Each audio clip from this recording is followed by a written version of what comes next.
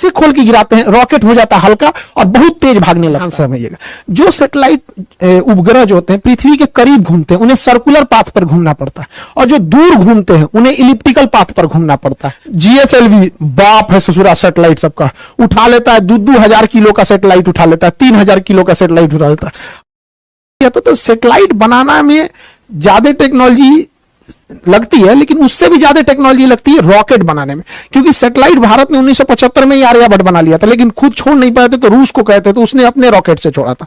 तो हमारे पास पीएसएलवी बहुत भरोसेमंद सैटेलाइट है, यह रॉकेट है, यह अब तक 50 सफल अभियानों को कर चुका है, बहुत बेहतरीन है। मंगलयान से लेकर ये सब ने बहुत बड़े बड़े सफल कारनामे किए, लेकिन इसके जगह पे कॉस्ट बचाने के लिए इसमें स्मॉल सैटेलाइट लॉन्च व्हीकल हम लोगों ने नया बनाया था, और ये बहुत बेहतरीन था, इसने काम भी बहुत अच्छा किया। इसके देखेंगे तो इसके 4 स्टेजेस हैं, मेनली 3 स्टेज है। सबसे बड़ा स्टेज जो है पहला स्टेज है, इसके बारे में पहले समझते हैं। इसकी लंबाई 34 मीटर है, व्यास जो इसकी मोटाई है वो 2 मीटर है, 120 टन खुद इसका भार है, तो अपना भार है। लेके कितना जाएगा तो 500 केजी के सैटेलाइट को लेके चला जाएगा। आजकल 500 केजी में बहुत बेहतरीन सैटेलाइट बन जाएंगे। 500 केजी के सैटेलाइट को 500 किलोमीटर की ऊंचाई तक ही इजीली लेके जा सकता है। सबसे बड़ी विशेषता इसकी 30 करोड़ रुपए है, महज 30 करोड़। जबकि भारत अपना सैटेलाइट जब यूरोप वालों को देता है ना, तो यूरोप वाले उस सैटेलाइट को छोड़ने का 500 करोड़ रुपया फीस लेते हैं। सोच तुम्हें 500 करोड़ रुपया तुम फीस ले रहा है, हम लोग का 30 करोड़ का रॉकेट आ गया यहाँ पर।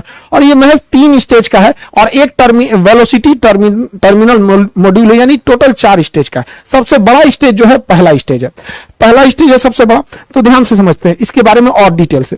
पहला स्टेज बहुत बड़ा है, और पहले स्टेज जो है वो 94 सेकंड तक चला। उसके बाद पहला स्टेज जो है वो इसको खोल के गिरा दिया जाता है, सेपरेट कर दिया जाता है। जैसे खोल के गिराते हैं रॉकेट हो जाता है हल्का और बहुत तेज भागने लगता है।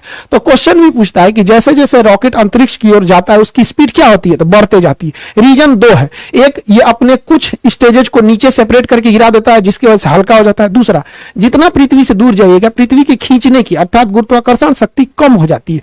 तो एक तो शक्ति कम हो गई, दूसरा भार कम हो गया, इस वजह से तेज भागता है। दूसरा स्टेज जो था वो 113 सेकंड तक चला था। तीसरा स्टेज जो था वो 106 सेकंड तक चला था। यहां तक में कोई प्रॉब्लम आई थी चौथे स्टेज में। अब यहां थोड़ा ध्यान से समझिएगा, ये तीनों स्टेज में ना सॉलिड ईंधन का प्रयोग किया जाता है। जैसे दीपावली के रॉकेट में जो ईंधन भरा जाता है ना, बारूद, सॉलिड इंजन सॉलिड होता है, वो एकदम ठोस होता है, बारूद भर दिया जाता है। वैसे इसमें सॉलिड फ्यूल का यूज किया था, यानी बारूद भरा गया था। इसमें एक बार आग पकड़ लिया ना तो आपके कंट्रोल में नहीं रहेगा, ना ही आप इसे स्टॉप कर सकते हैं। तो सॉलिड इंजन की एक खराबी, पावर तो तगड़ा देते हैं सब, लेकिन इन्हें आप कंट्रोल नहीं कर सकते। तो इसरो कितना दिमाग लगाया, जब सीधे ऊपर भेजना था तो लगा दिया तीनों में सॉलिड इंजन। और ये सॉलिड इंजन जो होता है इसमें जो सॉलिड फ्यूल यूज किया जाता है HTPB, ये फुल फॉर्म एग्जाम में पूछता है, HTPB हाइड्रोक्सिल टर्मिनेटेड पॉलीब्यूटेराइन, ये इसमें यूज होता है HTPB ईंधन के रूप में। इसे कंट्रोल नहीं किया जा सकता। तो ये तो चौथा, अब लास्ट स्टेज एकदम छोटा सा था, एकदम छोटा सा था, उसे महज 20 सेकंड के लिए बनाया गया था चौथे स्टेज को। उसका नाम होता है velocity trimming module, VTM, velocity trimming module. यहीं से गड़बड़ चालू हो गया। इस ससुरा को चलना था चौथा स्टेज को 20 सेकंड के लिए, चला 21 सेकंड के लिए। 1 सेकंड के लिए चला तो क्या हो गया कि ये सर्कुलर के जगह इलिप्टिकल पाथ पर चला गया। जाना चाहिए था गोल, चल गया अंडाकार में, क्योंकि इसका काम होता है स्पीड को बढ़ा घटा के पाथ को मेंटेन करना, जिस वजह से इसका डाटा लॉस हो गया और ये प्रशांत महासागर की ओर गिर जाएगा। यहां पर ये इलिप्टिकल नहीं हो पाया था। यहां पे लास्ट स्टेज में देखिए, जो वेलोसिटी ट्रिमिंग मॉड्यूल होता है वो इन सैटेलाइटों को लॉन्च करने के टाइम उनका एंगल डिसाइड करता है, किसको कितने एंगल पे छोड़ना है, मल्टीपल सैटेलाइट्स को कितने एंगल पे किसको कितना घुमाना है। यहीं पर डाटा लॉस हो गया। ये सारा चीज अपने समय से सही से चल रहा था, यहां पे क्या हो गया, डाटा लॉस हो गया। 20 सेकंड की जगह पे 1 ही सेकंड फायर हुआ। इसका मतलब पूरा रॉकेट सही है, कोई दिक्कत नहीं है, बस ये ट्रिमिंग मॉड्यूल में दिक्कत है, एंगल गड़बड़ा दिया था। देखिए एक चीज ध्यान से समझिएगा, जो सैटेलाइट उपग्रह जो होते हैं पृथ्वी के करीब घूमते हैं उन्हें सर्कुलर पाथ पर घूमना पड़ता है, और जो दूर घूमते हैं उन्हें इलिप्टिकल पाथ पर घूमना पड़ता है। तो गलती से इसे जाना चाहिए था सर्कुलर पे, चल गया इलिप्टिकल पे, जिस वजह से ये क्या हो गया, गड़बड़ हो गया अपने ट्रिमिंग फेज में। इसलिए देखेंगे लास्ट फेज में बस ये 20 सेकंड के लिए यही बच गया था, जिस वजह से ये फेल कर गया था। हालांकि लेकिन कोई बात नहीं, हम लोग अगली बार फिर तैयार करेंगे। पहला लॉन्च जो था वो तो PSLV का भी फेल हो गया था, पहला लॉन्च जीएसएलवी का भी फेल हो गया था। सचिन तेंदुलकर भी अपने पहले मैच में कहा कोई अच्छा परफॉर्म कर पाए थे, लेकिन ऐसा तो नहीं है कि आगे नहीं किए थे, बेहतरीन काम किया था इस सैटेलाइट ने, बट लास्ट में थोड़ी सी सेंसर खराबी की वजह से यह गड़बड़ हो गया था ट्रिमिंग के समय में। हालांकि इस रॉकेट ने बहुत ही बेहतरीन ढंग से कार्बन लाइन को पार कर गया था। कार्बन लाइन क्या होता है, ध्यान से समझिएगा।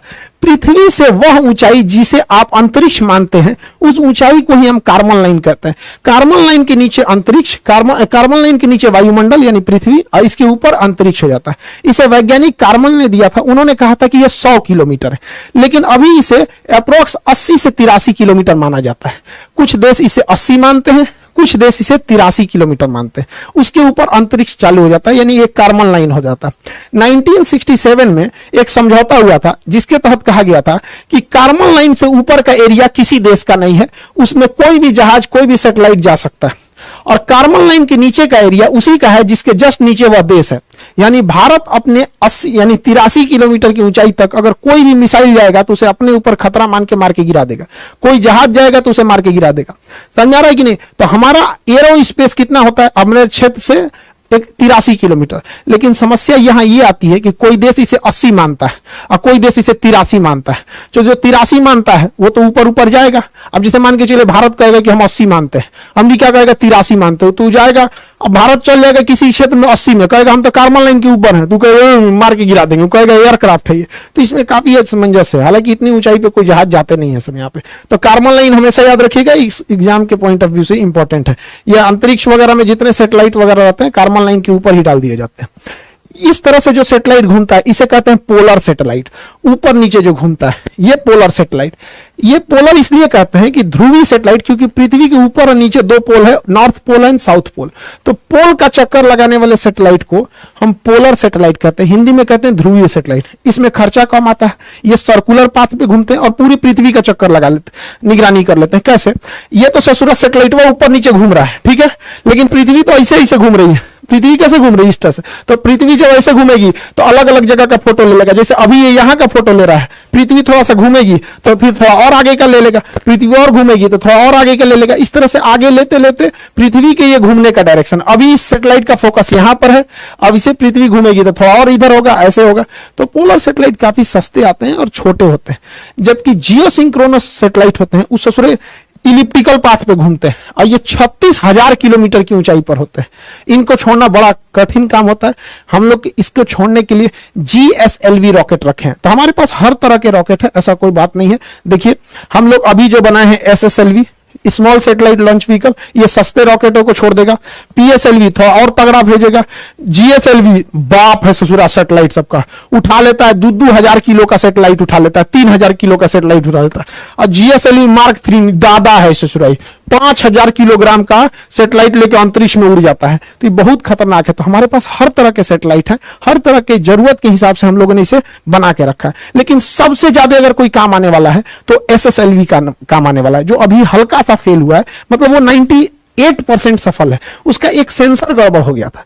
SSLV की हम इतनी चर्चा क्यों कर रहे हैं, समझिए ध्यान से। एक ससुरा ये 72 घंटा में रेडी हो जाता है, मतलब ये पार्ट बाय पार्ट बन के बना रहता है। इसे कसने के लिए केवल 72 घंटा चाहिए, 3 दिन में ये रेडी हो जाता है। और इसे केवल 6 आदमी मिलकर रेडी कर सकते हैं और हर हफ्ते इसे लॉन्च किया जा सकता है। हर हफ्ते फटाफट 3 दिन में लॉन्च होगा और समय देख के मौसम ठीक है कि नहीं, सब कुछ ठीक है, लॉन्च कर देंगे। फिर हर हफ्ते इसे लॉन्च किया जा सकता है। महज 30 करोड़ में आता है, 30 करोड़ में। जबकि अगर आप स्पेस एक्स से सैटेलाइट छोड़वाते हैं तो 100 करोड़ तो खुदे ले लेता है। यहां तो 30 करोड़ का पूरा रॉकेटवे है और खाली छोड़ने का 100 करोड़ ले लेता है। अब कोई देश वेट नहीं करेगा क्योंकि हर हफ्ते ये भेज सकता है। जबकि हमारे पास जो PSLV और GSLV है, इनकी खराबी समझिए। एक तो सबसे इनको रेडी करने में 3 महीना लग जाता है, और दूसरा ये सस्ते 30 करोड़ के नहीं 200 करोड़ के, और GSLV को तो रेडी करने में 4 महीना लग जाता है। यानी अगर किसी को सैटेलाइट से लॉन्च कराना है हमारे GSLV से तो 4 महीने की वेटिंग लिस्ट है। आपको किसी ट्रेन में 4 महीने का वेटिंग मिलेगा तब ट्रेनें छोड़ देंगे उसको। तो इसमें 3 महीना, इसमें 4 महीना, इस ससुरा इसका खुद का खर्चा 400 करोड़ है, तो ये तो पैसा भी लेता है ज्यादा। इसी वजह से आज के समय मॉडर्न टेक्नोलॉजी है।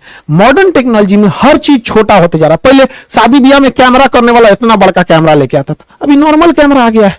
तो हर चीज अब छोटी होती जा रही है, हल्की होती जा रही है और काम पहले से 5 गुना कर रही है। इसलिए अब भारी भरकम रॉकेट की जरूरत नहीं है। अब हम लोग छोटे रॉकेट से भी काम चला लेंगे, अब इतना भारी भरकम रॉकेट की जरूरत नहीं है। तो हम लोगों का मेन फोकस है SSLV पे और ये पूरी दुनिया में राज करेगा। और इससे ज्यादा सबसे ज्यादा दिक्कत होगा किसको? तो SpaceX को, बहुत ज्यादा उसको सैटेलाइट छोड़ने की जरूरत है। तो हमारे यहाँ विदेशी ग्राहक बहुत आते हैं कि हमारा सैटेलाइट छोड़ दो क्योंकि आपका रॉकेट बहुत सस्ता है, हमें सस्ता पड़ता है। तो हम लोग के पास एक पहला लॉन्च पैड था केरल के थुम्बा में, उसका नाम था विक्रम साराभाई प्रक्षेपण केंद्र। तो ये विक्रम साराभाई था। हालांकि हम सबसे ज्यादा यूज करते थे आंध्र प्रदेश में सतीश धवन प्रक्षेपण केंद्र। तो सतीश धवन प्रक्षेपण केंद्र में हम लोगों ने 2 लॉन्च पैड बना रखे थे, 2 लॉन्च पैड बना रहे थे। इसी से GSLV को भी लाते थे। देखिए ब्लैक कलर का जो होता है वो GSLV होता है, रेड कलर का जो होता है वो PSLV होता है। तो इसी में एक में GSLV बना दिए, एक में PSLV। तो हमारे पास सतीश धवन प्रक्षेपण केंद्र में एक और था। अभी हम लोग एक चेन्नई में और बना रहे हैं। चेन्नई में अभी इस पे प्लान चल रही है, जैसे हो जाएगा हम आपको बताएंगे। नीचे बनाया जा रहा है। तो हमारे पास टोटल अब 3 लॉन्च पैड होने वाले हैं, 2 तो पहले से थे। अब ये नीचे वाले की जरूरत क्यों पड़ी, इसको हम लोग अभी समझेंगे। लोग ध्यान से समझिए। पोलर सैटेलाइट जो होते हैं वो ऊपर से नीचे चक्कर लगाते हैं पोल पे, तो इन्हें छोड़ा भी जाता है उसी डायरेक्शन में। हम लोग के लिए समस्या समझिए, हम लोग आंध्र प्रदेश के श्रीहरिकोटा से जब छोड़ते हैं तो बीच में दूसरा श्रीलंका चलाता है, तो बीच में श्रीलंका आ जाता है। इसलिए हमें पहले रॉकेट को ऐसे मनूवर करा के घुमाना पड़ता है और तब जाके इसको छोड़ते हैं हम लोग ऐसे, नहीं तो श्रीलंका के ऊपर गिर जाएगा, दिक्कत हो जाएगा। तो जब आप किसी से मनूवर कराइएगा, उसको थोड़ा घुमाइएगा, तो ज्यादा ईंधन खाएगा, ज्यादा खतरा बना रहेगा घूमने के दौरान ठीक से घुमा कि नहीं घुमा। इसलिए भारत ने सोचा कि इसका झमेले खत्म कर देते हैं। जो हमें जियो स्टेशनरी सैटेलाइट छोड़ना है, जो पृथ्वी का ऐसे चक्कर लगाते हैं 36,000, उसको तो सीरियल यहीं से छोड़ेंगे, सतीश धवन प्रक्षेपण केंद्र यानी श्रीहरिकोटा से छोड़ेंगे। और जो पोलर छोड़ना है वो कहां से छोड़ देगा? नीचे से, क्योंकि जब नीचे यहां से छोड़िएगा तो श्रीलंका को ऐसे क्रॉस करा के फिर जाना पड़ता है। और यहां से छोड़ेगा कोई नहीं है नीचे, नीचे में कोई नहीं है। देखिए ध्यान से, नीचे से छोड़ेगा तो समुद्र में कोई नहीं है। इस वजह से हम लोग तमिलनाडु में एक तीसरा प्रक्षेपण केंद्र भी हम लोग स्थापित करने जा रहे हैं। हम लोग के इसरो का इतिहास बहुत मतलब दुखदाई रहा है। हम लोग के पास इतने कम पैसे थे जब इसरो की स्थापना हुई थी कि साइकिल से हम लोग लेके जाते थे लोग रॉकेट को, यहाँ पे साइकिल से, देखिए पार्ट बाई पार्ट करके, यहाँ पे बैलगाड़ी से हम लोग ये सैटेलाइट को लेके आए थे लोग, और नारियल के पेड़ से बांध के साउंडिंग रॉकेट को छोड़ा गया था। लेकिन ऐसा नहीं है, हम लोगों ने बहुत बहुत चीजों को देखा है। और ये जो लड़कियों ने जिस सैटेलाइट को बनाया, उन बच्चियों से कहते हैं कि आप अपना कभी भी मनोबल छोटा मत कीजिएगा। हमारा उस सैटेलाइट से संपर्क टूटा है, कसम से कहते हैं हमारा संकल्प नहीं टूटा है, हमारा संकल्प आज भी जिंदा है।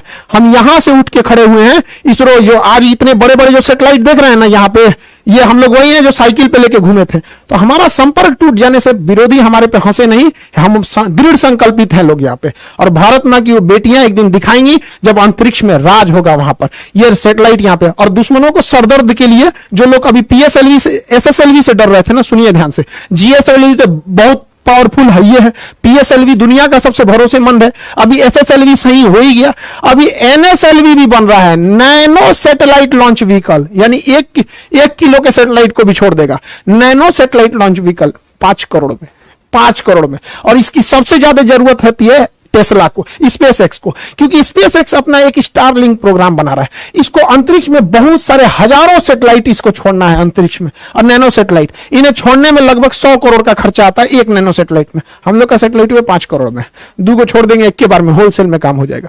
तो हम लोग अभी एक और बना रहे हैं NSLV, nano satellite launch vehicle. इन्हीं सबको मद्देनजर रखते हुए भारत जो है अपने 3 लॉन्च पैड बना रहा है, ताकि उसे 3 लॉन्च पैड की जरूरत भी है। तो हम लोग इस चीज को समझे यहाँ पर, ये बहुत भारी भरकम। एक चीज और गौर किए होंगे, जब सैटेलाइट छोड़ते हैं तो इसमें से ये कुछ कुछ टुकड़े गिरते हैं। एक्चुअली ये टुकड़े नहीं होते हैं, इन्हें इंसुलेटर कहा जाता है, इंसुलेटर पैड। जब सैटेलाइट खड़ा रहता है ना, तो इसके अंदर जो लिक्विड भरा रहता है ईंधन, वो बहुत ठंडे टेम्परेचर पर रखना चाहिए। तो धूप लगेगा, एक दिन पहले ही टांग के रख देता है तो ठंडा, इसके सारी गर्मी निकल जाएगी, ठंडाहट खत्म हो जाएगी। इसलिए इसके बाहर में इंसुलेटर का पैड चिपका देता है। जहां जहां लिक्विड इंजन होता है वहां वहां इंसुलेटर का पैड लगा देता है। और जब ये सैटेलाइट ऊपर उठती है तो घर्षण से यही बाहर गिरने लगता है। आई होप आप PSLV, GSLV, SSLV, NSLV समझे होंगे।